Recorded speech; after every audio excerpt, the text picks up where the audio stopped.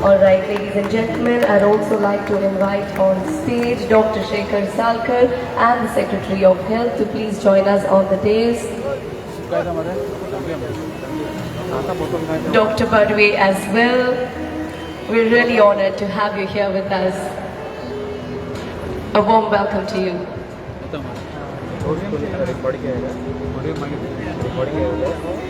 Secretary of Health. All right.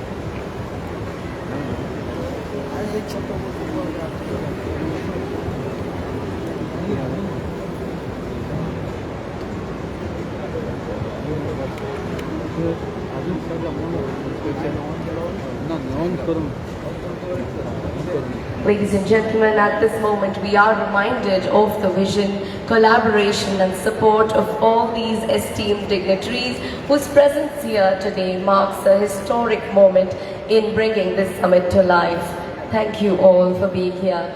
May I now invite our esteemed dignitaries to come forward for the Dhanvantri Pujan, a sacred ritual honoring Lord Dhanvantri, the divine healer whose blessings symbolize the well-being of all.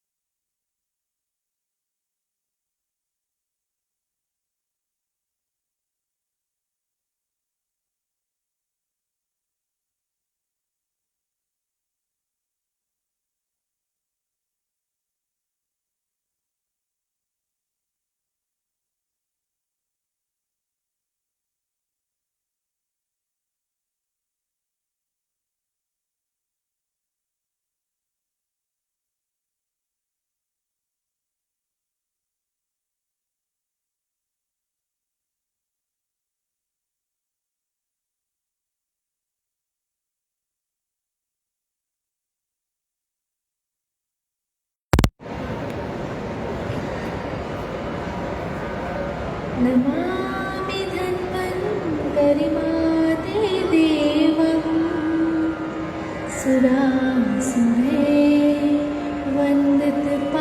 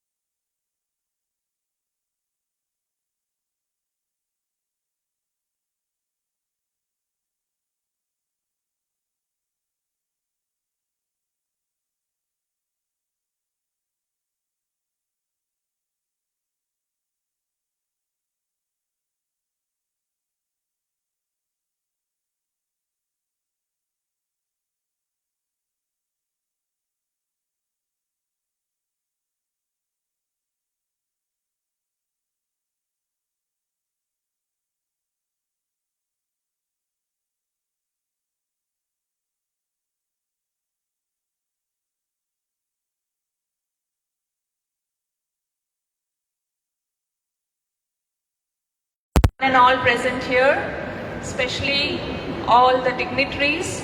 We welcome you all with much humility and lot of honor from all the Ayurveda fraternity from Goa as well as complete Bharat.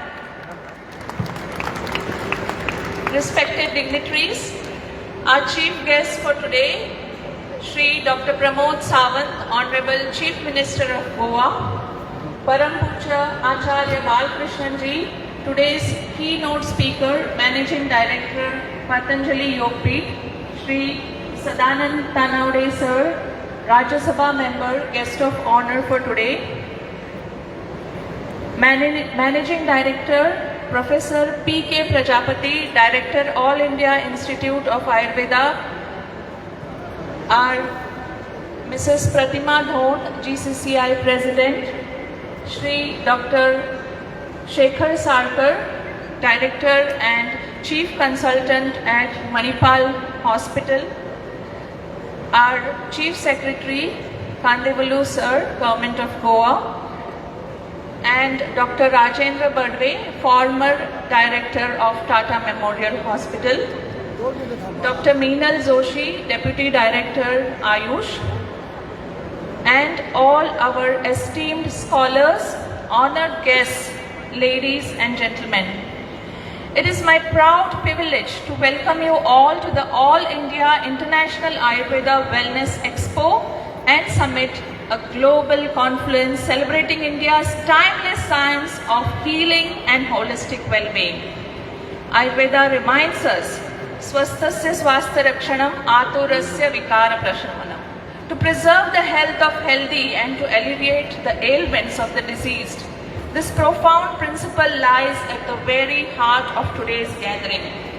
As the world increasingly looks towards natural, preventive, and sustainable systems of healthcare, Ayurveda, naturopathy, yoga, and combined and inclusive practices stand not as an alternative, but as a combined and a complete way of life, tested by time and validated by experience.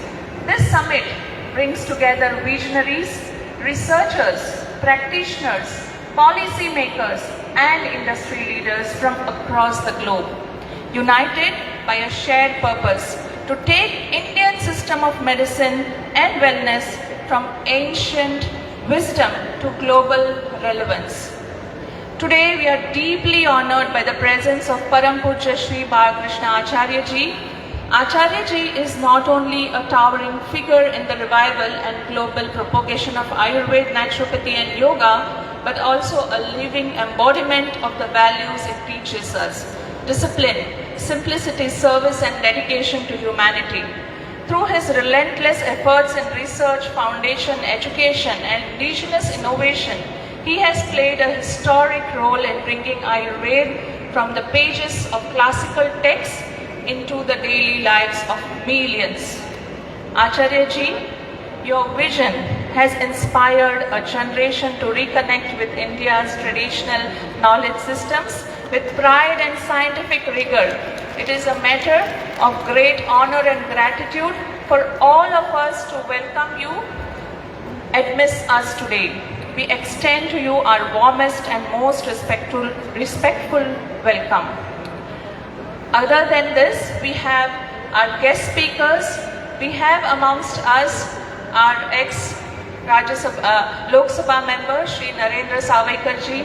We have lot of experts coming from different fields, not only from Ayurveda, but physiotherapy, naturopathy and yoga, as well as allopathy. So this is a kind of an integrative platform that has been created, and Government of Goa has given a complete support towards this summit. So my great welcome to you all on behalf of Goa Council of Ayurvedic and other allied Indian systems of medicine and the organizing team. With these words, I once again welcome all the distinguished guests and participants and wish you all every success in this summit. We look forward to having a great experience over coming 3 days. Thank you one and all and have a great day. Jai Gomantak, Jai Ayurveda. Thank you, Dr. Sneha, for your relentless dedication in shaping this remarkable summit. Ladies and gentlemen, this organizing committee is headed by Dr. Sneha Bhagwat, Dr. Dharmendra Prabhudesai, the Vice President, Dr. Devdutt Sel, the Organizing Secretary, Srimati Pratima Don, President of Goa Chamber of Commerce and Industry, and distinguished members Dr. Meenal Joshi, Dr. Jay Pereira, Dr. Mahesh Verlekar, and Dr. Rita M. D'Souza Evas. They all have poured in their tireless efforts for this event, keeping the government of Goa's vision of Viksit Goa 2037, and have brought this first of its kind summit to life. I now request Dr. Rajendra Barve, Padma Shri, who is also a surgical oncologist and former director at the Tata Memorial Center, to please come forward and address the gathering.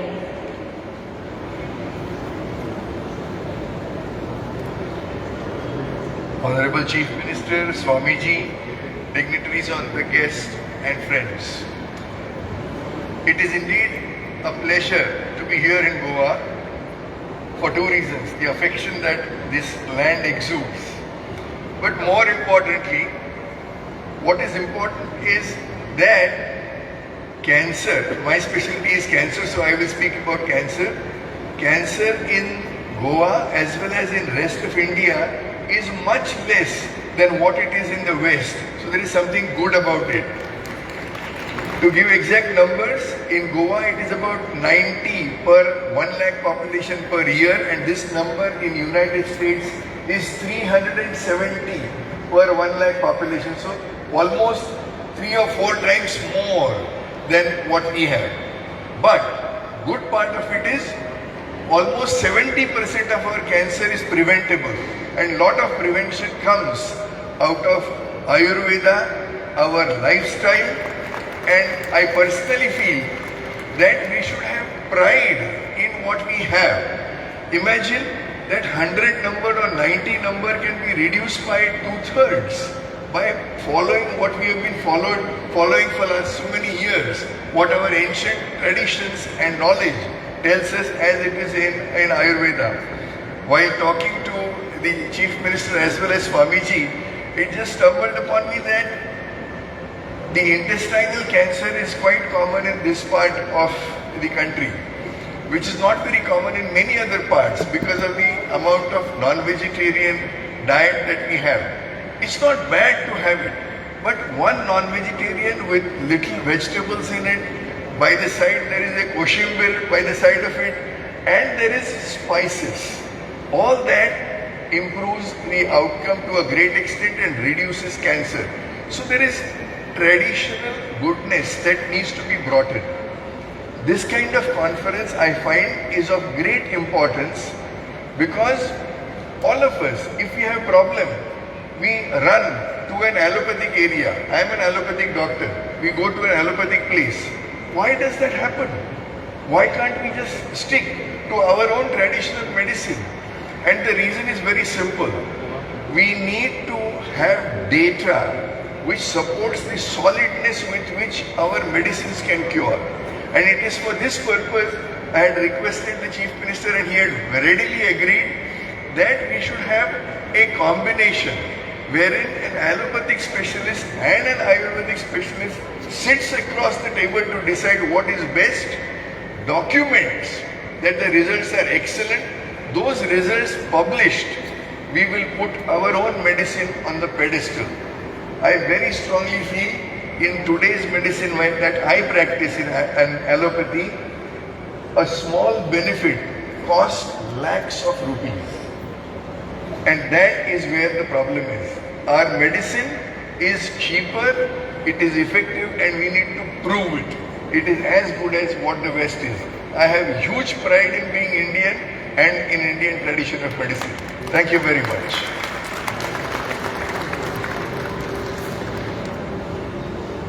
We sure needed that little morning motivation. It is very important to get back to basics and be deeply rooted with our traditional medicine. Thank you so much, Dr. Barve.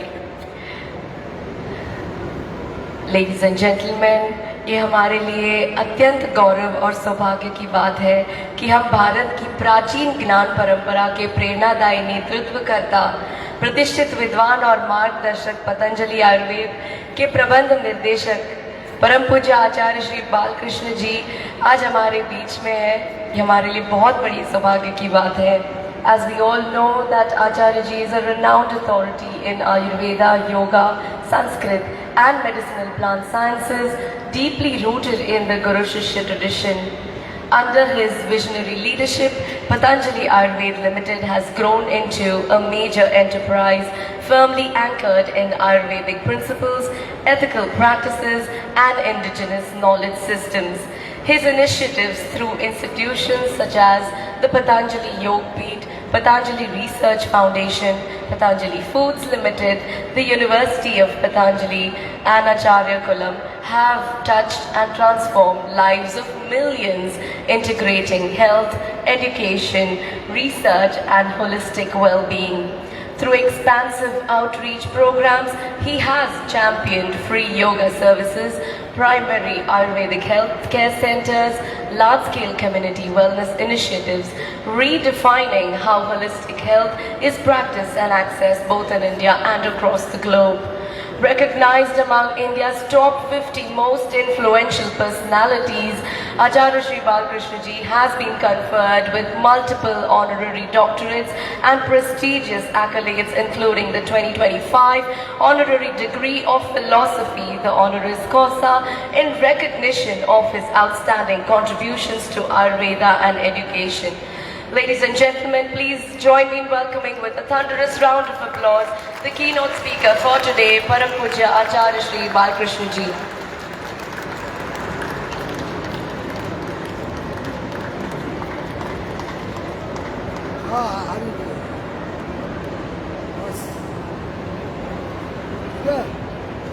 Bharat माता की वंदे वंदे।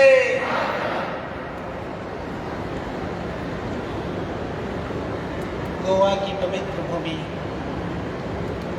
यह संस्कृति की भूमि है, आयुर्वेद की भूमि है, यह वीरता की भूमि है और इस वीरता और संस्कृति ने हमें उत्तराखंड से यहाँ पर आप सबसे मिलने के लिए लालायित और प्रेरित किया। इसीलिए हम यहाँ पर पहुँचे हैं और इस आयोजन में जो हम India international Ayurveda and wellness expo और ये जो समिट का आयोजन यहाँ पर हो रहा है, इस मंच पर आयुर्वेद की परंपरा से जिन्होंने अपने जीवन को जोड़ा, आयुर्वेद और सनातन जिनके हृदय में बसता है, जो लोगों को परंपराओं से जोड़ करके सरल और सहज रूप से वो रोग मुक्त रहे, वो समृद्धि को प्राप्त करें, स्वास्थ्य को प्राप्त करें, ऐसी भावनाओं से परिपूर्ण हैं जो युवा हैं, यशस्वी हैं, ऐसे माननीय मुख्यमंत्री श्री प्रमोद सावंत जी। मुझे तो इसलिए भी ज़्यादा खुशी है, वैसे तो डॉक्टर प्रमोद सावंत लिखते पर ये हमारे वैद्य जी हैं, तो पहले पहचान जो है वो कभी छूटता नहीं। कभी कभी मैं कहता हूँ हम कितना भी काम कर लें पर आचार्य बालकृष्ण को लोग पहले वैद्य के रूप में जानते, बाकी सब बाद में। तो हमें गर्व है और हमारा सौभाग्य है और हमारे बहुत ही विद्वान, ऊर्जावान, सरल, विनम्र ऐसे आदरणीय श्री सदानंद जी जो राज्यसभा के MP हैं, यहाँ मंच पर हैं। आदरणीय हमारे प्रोफेसर, हमारे वैद्य जी भी हैं ये, और हमसे बड़ा प्रेम है और हमें खुशी है कि अभी डायरेक्टर के रूप में आयुर्वेद के जो एम्स है उसमें आप सेवा दे रहे हैं, आदरणीय PK प्रजापति जी। और यहाँ पर हमारे मंच पर आदरणीय यतीन्द्र मलारकर जी और आदरणीय विजय सक्सेना जी यहाँ पर हैं, उनका मैं करता हूँ। और आदरणीय श्री भी कंदवेलु जी और आदरणीय जिनको अभी आपने सुना पद्मश्री डॉक्टर राजेंद्र जी यहाँ पर हैं, और इन सब के आयोजन में आदरणीय श्री बी कंदवेलु जी मुख्य सचिव यहाँ पर हैं जी, और मंच पर बाकी आदरणीय बहन जी हैं, और सबके सूत्रधार आदरणीय बहन हमारी स्नेहा भागवत जी, जिनके प्रयास से ये सब आयोजना में ये इतना सुंदर रूप दिखाई दे रहा है। और मेरे मंच के सम्मुख सभी हमारे प्रतिष्ठित सम्मानित बंधु भगिनी और अनेक प्रांतों से, स्थानों से और देश के विभिन्न भागों से पधारे हुए सभी भाई बहन, पतंजलि योगपीठ परिवार से जुड़े हुए हमारे पतंजलि योग समिति, पतंजलि आयुर्वेद महाविद्यालय अनुसंधान सहित अनेक संस्थानों से पधारे हुए बंधु और भगिनी, आयुर्वेद सर्वाधिक प्राचीन परंपरा में से एक परंपरा है चिकित्सा के क्षेत्र में। बहुत सारी परंपराएं, बहुत सारी चिकित्सा विधाएं इस दुनिया में आई और गई। जब हम रिसर्च करते हैं तो हमने पाया पूरी वर्ल्ड के अंदर लगभग 965 हीलिंग प्रैक्टिसेस हैं। 965 चिकित्सा एक तरह से परंपराएं हैं। यदि हम बात करें चिकित्सा विधा की, जिसके अंदर चिकित्सा सिद्धांत होता है, उनको हम ट्रीटमेंट सिस्टम कहते हैं। हीलिंग प्रैक्टिसेस यद्यपि बहुत ज़्यादा है, ट्रीटमेंट सिस्टम दुनिया में सिर्फ 9 है। मॉडर्न यदि एलोपैथिक को और होम्योपैथिक को जोड़ते हैं तो 11 हो जाती है। तो पूरी दुनिया में 11 ही पद्धतियाँ हैं।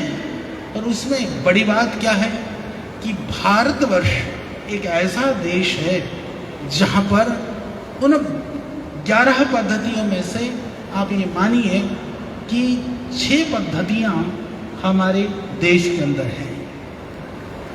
जैसे आयुर्वेद, यूनानी, सिद्ध, स्वारिंपा, आपने ये देखा 1 2 3 4। इसके साथ साथ में योगा नेचुरोपैथी, वह आयुर्वेदा का ही एक पार्ट है। उसके बाद में होम्योपैथिक भी भारत में है और एलोपैथिक भी है। नहीं है सिर्फ आपका इजिप्शियन मेडिसिन, ग्रीक का मेडिसिन, चाइनीज मेडिसिन और आपका कोरियन और जापानीज मेडिसिन। इतनी को छोड़ करके सब कुछ इस देश में है।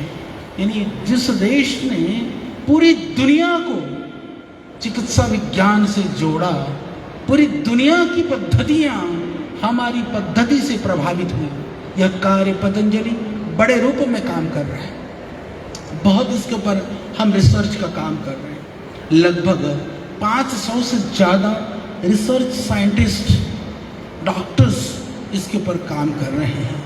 तो पूरी प्रामाणिकता के साथ हम ये बात कह सकते हैं कि दुनिया में जितने भी विधाएं हैं, जितनी भी चिकित्सा पद्धतियां हैं, उनका मूल यदि है तो वह आयुर्वेद है। आयुर्वेद से सारी विधाओं का प्रादुर्भाव है। इसलिए आप सब इस बात के लिए गर्व कर सकते हैं कि वो हमारे ऋषियों की देन है। कई बार जब योग की बात आती है, आयुर्वेद की बात आती है, तो कुछ लोग उसको किसी संप्रदाय की चश्मे से देखने का प्रयास करते हैं कि योगा तो ये तो हिंदुओं की बात है, अरे योग आयुर्वेद तो थोड़ा सा ये तो सनातन की बात है। मैं एक बात आपको कहना चाहता हूँ, ये बात सत्य है कि हमारे जो ऋषि हैं, जिन्होंने योग, आयुर्वेद और जिन्होंने हमारी ये चिकित्सा विधाओं को दिया, वह सनातन गौरव के परंपरा की उच्च स्तरीय दिव्यात्माएँ थी। पर उन्होंने विधा को किसी मनुष्य के लिए इंगित करके, किसी क्षेत्र के लिए, किसी जाति के लिए, किसी संप्रदाय के लिए नहीं, अपितु संपूर्ण मानवता के लिए उन पद्धतियों का उन्होंने विकास किया और वो संपूर्ण मानवता के लिए उनको समर्पित किया। दुनिया में कोई परंपरा ऐसी नहीं है जो सुबह उठ करके कहती हो सर्वे भवन्तु सुखिनः, सर्वे सन्तु निरामया। ये हम ही कहते हैं। हम चिंता सिर्फ मानव की ही नहीं करते हैं, मानव से इतर हम प्राणी मात्र की चिंता करते हैं। हमें सबकी चिंता है, सबकी सुख की अभिलाषा है, सबके आनंद की चाहत है। हमने तो इसीलिए कि आपो देवता अग्नि देवता, वायु देवता, हमने सबको देव माना। देव मानने का अर्थ ये नहीं है कि हम आरती लेकर के सिर्फ उनकी आरती उतारें। देव मानने का मतलब यह है जीवन में सुख चाहिए, उनका सदुपयोग करो, उनका सम्मान करो। ये हमारी संस्कृति का मूल है, यही सनातन है। सनातन की प्रवृत्ति सुख का साधन है, सनातन से विमुखता दुख का कारण है। और इस तरह के जो आयोजन हैं हमसे, हमारे मूल से जोड़ने का काम करते हैं। तो आइए हम सब इस तरह के आयोजन से अपने मूल से जुड़ें। इसको मूल से जोड़ने का जो कार्य और प्रयास माननीय मुख्यमंत्री जी के नेतृत्व में जो ये अभियान चला है, यह अभियान निरंतर बढ़ता रहे, ये हमारी मंगल कामनाएं, शुभ कामनाएं। और हम हमेशा आपके साथ हैं। जहां लगाओगे, जो काम कहोगे, आदरणीय बहन जी ने कहा, हम पूरी पतंजलि की टीम लेके आ गए। आप जहां कहोगे वहीं लग जाएंगे। हम चाहते हैं ये गोवा, ये सुंदर स्टेट, सुंदर प्रांत है। ये सिर्फ क्यों गोवा को समुद्र के किनारे भगवान ने, प्रकृति ने दिया, घूमने के लिए लोग आए। मैं अभी सुबह सुबह कह रहा था कि लोग एक दिन के लिए, 2 दिन के लिए, 3 दिन के लिए आते हैं।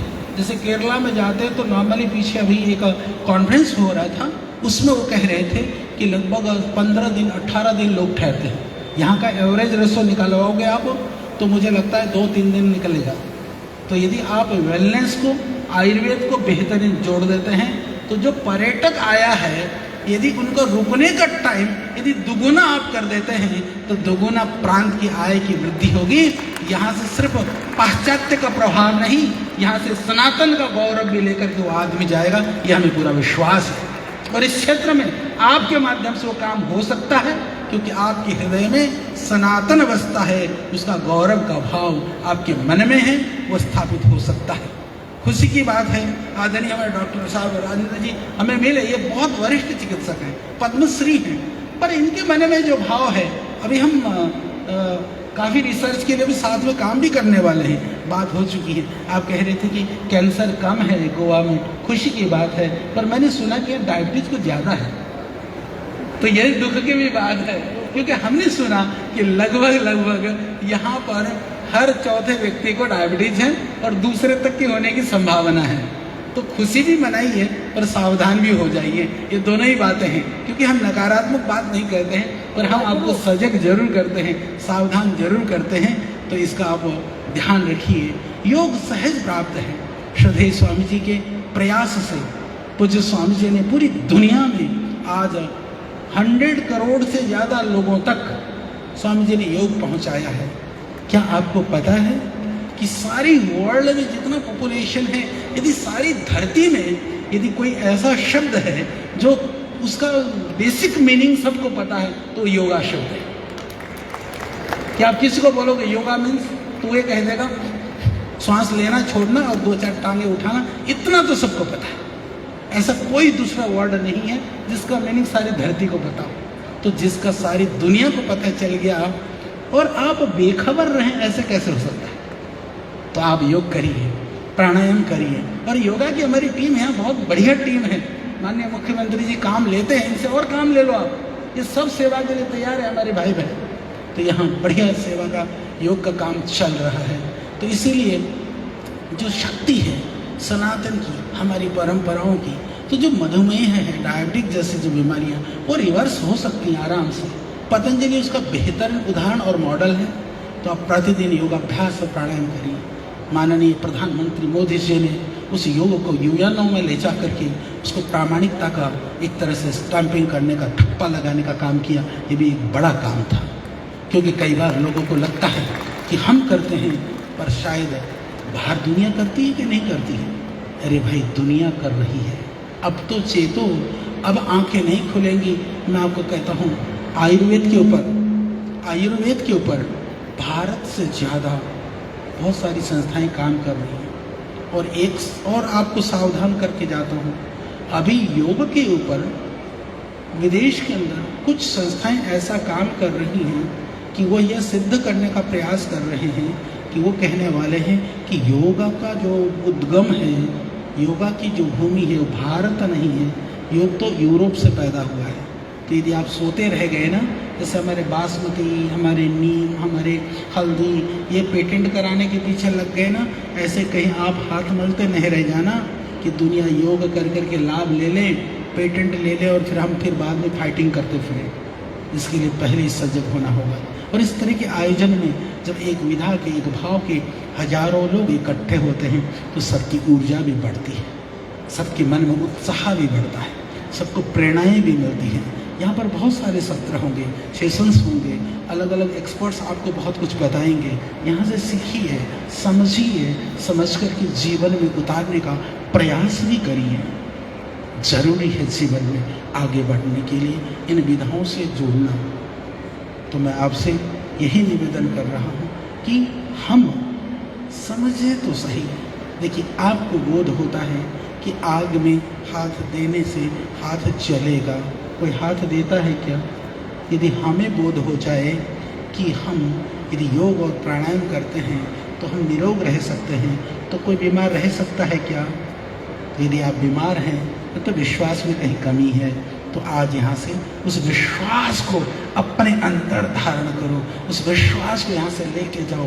ये जो जगह है ना, ये जो पवित्र, जो डॉक्टर श्यामा प्रसाद मुखर्जी का ये नाम पर अवस्थित यह प्रांगण, ये जो ऑडिटोरियम है ना, यहाँ से आज यही संकल्प लेकर के आप जाइए कि अब बहुत हो गया। जितने दिन छूट गए, जो रह गए, जहाँ पहुँच गए, कोई बात नहीं। अब आगे हम इन चीज़ों से वंचित नहीं रहने वाले हैं, क्योंकि अपना हाथ जगन्नाथ, अयम में हस्तो भगवान, अयम में हस्त भगवत्तरः, कि मेरा हाथ भगवान है, यानी मेरा शरीर देह यह देवालय है, यह शिवालय है। इसकी पवित्रता को बनाना, इसकी चेतनता को उच्च स्तर पर पहुंचाना मनुष्य का कार्य है। भोगार्थ भोग अपवर्गार्थम दृश्यम, यह भोग के लिए देह है, पर सिर्फ भोग के लिए नहीं है, ये अपवर्ग के लिए भी है। धर्मार्थ काम मोक्षाणाम आरोग्यमूलमुत्तमम, इसका अर्थ यही है, दुनिया में कुछ भी चाहिए, कुछ भी चाहिए तो सेहत बनाओ। जिंदगी भर हम कमाने में लगते हैं, सेहत को खोते हैं, फिर जो कमाया होता है उसको सेहत को सुधारने के लिए लगाते हैं। इसकी आवश्यकता नहीं पड़ेगी यदि आप थोड़े से पहले से सजग और जागरूक होए तो। बीमार होकर के हॉस्पिटल जाना मजबूरी है, कौन जाना चाहता है? परंतु बुद्धिमत्ता यह है कि आप बीमार ही ना पड़ो, इसके लिए उपाय करो। इसके लिए योग, नेचुरोपैथी और आयुर्वेदा है। आयुर्वेद के ऋषि कभी नहीं कहते हैं कि तुम बीमार पड़ोगे तो अब तुम आयुर्वेद का सेवन करना। वो कहते हैं स्वस्थस्य स्वास्थ्य रक्षणम, पहला मंत्र। फिर आतुरस्य रोग प्रशमनम तो बाद में है, कि पहले जो तुम, जैसे भगवान ने कितना सुंदर आपको बना करके उस धरा पर भेजा था, कितने अच्छे थे, आप वैसा ही अपने आप को बना करके रखें। भगवान ने तो अच्छा बनाया था, बिगाड़ा तो हमने स्वयं ने अपने आप को है। इसलिए हम अपने आप को अच्छा रखें, ये आयुर्वेद सिखाता है। अभी आदरणीय डॉक्टर साहब कम्बिनेशन की बात कर रहे थे। हम इंटीग्रेशन जो है, इंटीग्रेशन की बात अब पतंजलि से बड़े स्तर पर पूरी दुनिया के लिए उठ चुकी है। पैथी का जो विरोध नहीं है, ये भी ध्यान रख लेना। यहाँ पर हम आयुर्वेदा और वेलनेस की बात कर रहे हैं तो इसका अर्थ ये नहीं कि हम कोई एलोपैथी की महत्ता कम कर रहे हैं, इसका मतलब ये कदापि नहीं है।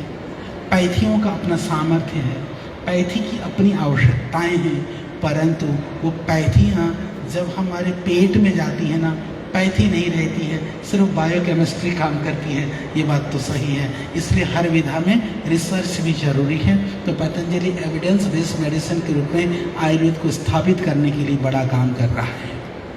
यह भूमिका को हमें निर्वहन करना है। और जहाँ पर भी साधन के लिए, देखिए, जब हम 90% बीमारियाँ ठीक कर सकते हैं, प्राइमरी और सेकेंडरी जो केयर की जो बात आती है ना, वो हम योग और नेचुरोपैथी और आयुर्वेद से बेहतरीन कर सकते हैं। और क्रॉनिक डिजीज में भी बेहतरीन योग आयुर्वेद नेचुरोपैथी काम करता है। तो इसलिए इमरजेंसी के लिए, क्रिटिकल के लिए आप एलोपैथी को रखिए। और मैं तो एक बात कहना चाहता हूँ, यह संदेश भी जाना चाहिए, आदरणीय डॉक्टर साहब बैठे हमारे पद्मश्री राजेंद्र जी, कि हम आयुर्वेद और योग वगैरह को अल्टरनेटिव मेडिसिन क्यों कहते हैं? वो तो जीवन का पार्ट है। अल्टरनेटिव तो एलोपैथिक को कहना चाहिए कि वो इमरजेंसी की आवश्यकता है।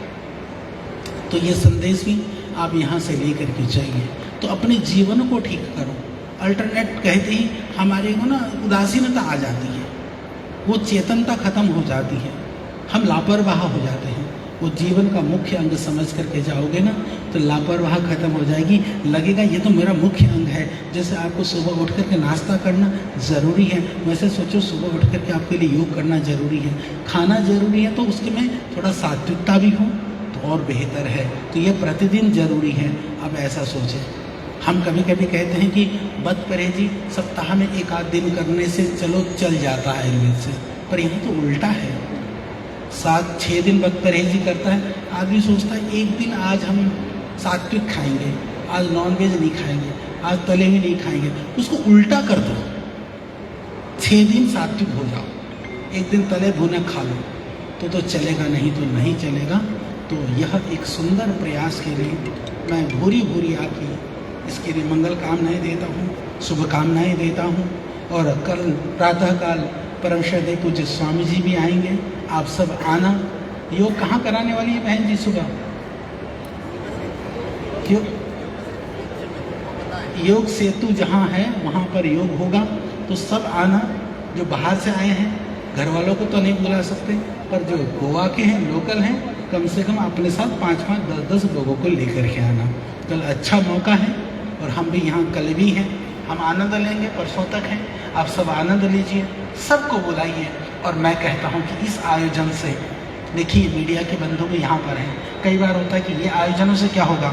मैं कहता हूँ इस आयोजन से यदि 1000 लोगों को डायबिटीज होने से बच गए, 500 लोग कैंसर होने से बच गए, 500-1000 लोग हार्ट डिजीज होने से बच गए, तो कितना रेवेन्यू बच गया। ऐसे आयोजन तो हर रोज होने चाहिए। यानी कि आप लाखों खर्च करके प्रांत का करोड़ों रुपया बचा रहे हैं। इससे बेहतर सुंदर और कोई आयोजन नहीं हो सकता। मेरी बहुत बहुत सबको शुभकामनाएं, मंगल कामनाएं। और माननीय मुख्यमंत्री जी के लिए बहुत बहुत मेरा प्रणाम, अभिनंदन, वंदन हो।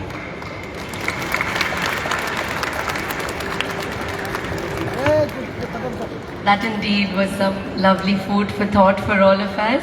I'm guessing no more cheat days, right? बहुत बहुत धन्यवाद आपका। आपके और योग गुरु रामदेव बाबा जी के प्रयासों से आज देश और दुनिया भर में लोगों ने योग को अपनी दिनचर्या का हिस्सा बनाया है और अपने स्वास्थ्य को ठीक किया है। तो बहुत बहुत धन्यवाद करते हैं आपका। Ladies and gentlemen, we now arrive at a truly historic moment. Today, Goa takes a decisive step towards a future rooted in wellness, wisdom and sustainable living as we witness the unveiling of the Goa Wellness, Ayurveda and Yoga Policy 2026.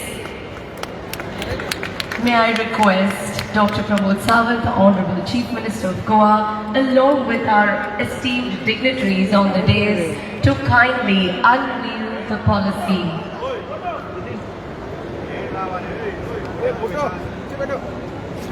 Ladies and gentlemen, this policy stands as a harmonious confluence of ancient Ayurvedic knowledge, the discipline of yoga, and Goa's vision for holistic public health, setting a benchmark for integrative wellness governance.